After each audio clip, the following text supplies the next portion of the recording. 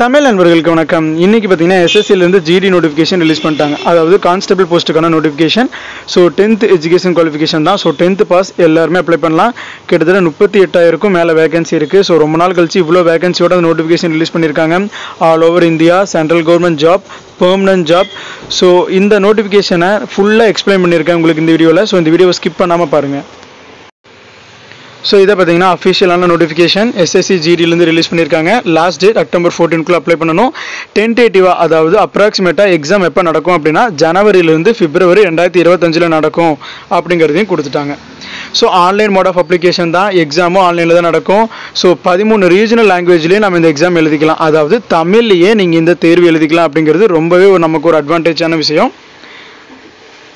பே level ஸ்கேலரி பார்த்தீங்கன்னா 18,000லேருந்து 56,900 இருக்கும். சிப்பாய் அப்படிங்கிற போஸ்ட்டுக்கு மட்டும் NCP, narcotics control bureau.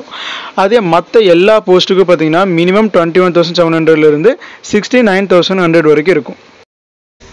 Vacancy details பார்த்தீங்கன்னா மேலுக்கு எவ்வளோ, ஃபீமேலுக்கு எவ்வளோ, எந்தெந்த கம்யூனிட்டிக்கு எவ்வளோ இருக்குது அப்படிங்கிறத டீட்டெயில்டாக இங்கேயே நமக்கு டேபிளேஷன் போட்டு கொடுத்துட்டாங்க. ஸோ மேலில் பார்த்தீங்கன்னா 35,612, ஃபீமேலில் 3,869, கிட்டத்தட்ட 38,000க்கும் மேலே வேகன்சி இருக்குது. All over India. Education qualification 10th pass மட்டும்தான். Central government job, permanent job.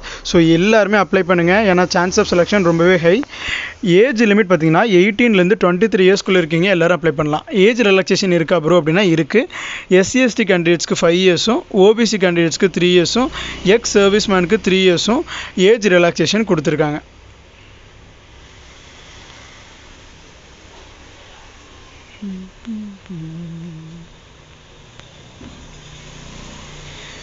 Education qualification நம்ம சொன்ன மாதிரியே 10th pass. So 10th pass candidates எல்லாருமே அப்ளை பண்ணலாம். ஸோ நீங்கள் NCC சர்டிஃபிகேட் வச்சுருக்கீங்க அப்படின்னா உங்களுக்கு எக்ஸ்ட்ரா போனஸ் மார்க்ஸ் இருக்குது. இப்போ C சர்டிஃபிகேட் இருந்தால் எவ்வளோ மார்க், B சர்டிஃபிகேட்டுக்கு எவ்வளோ மார்க், A சர்டிஃபிகேட்டுக்கு எவ்வளோ மார்க் அப்படிங்கிறத இங்கே கொடுத்துருக்காங்க. ஃபீஸ் பார்த்தீங்கன்னா 100 rupees. அதுவும் எல்லோரும் பே பண்ண வேண்டியதில்லை. ஜென்ரல், OBC, மேல் கேண்டிடேட்ஸ் மட்டும்தான் இந்த 100 rupees பே பண்ணணும். மற்ற உமன் கேண்டிடேட்ஸ் எல்லாத்துக்குமே எந்த ஒரு ஃபீஸும் கிடையாது. SC/ST candidates both male and ஃபீமேலுக்கு எந்த அப்ளிகேஷன் ஃபீஸும் கிடையாது. ஸோ நீங்கள் ஃப்ரீயாகவே அப்ளை பண்ணிக்கலாம். எக்ஸாம் சென்டர் பார்த்தீங்கன்னா சதர்ன் டிவிஷனில் நமக்கு சென்னை, கோயம்புத்தூர், மதுரை, சேலம், திருச்சி, திருநெல்வேலி, வேலூர். ஸோ இங்கே தான் எக்ஸாம் சென்டர் இருக்கும். ஸோ சவுத்துலேயே நம்ம ஊர்லேயே எக்ஸாமும் எழுதிக்கலாம். ஸோ எக்ஸாம் எக்ஸாம் எப்படி இருக்கும் அப்படின்னா இது தாங்க சிலபஸ்.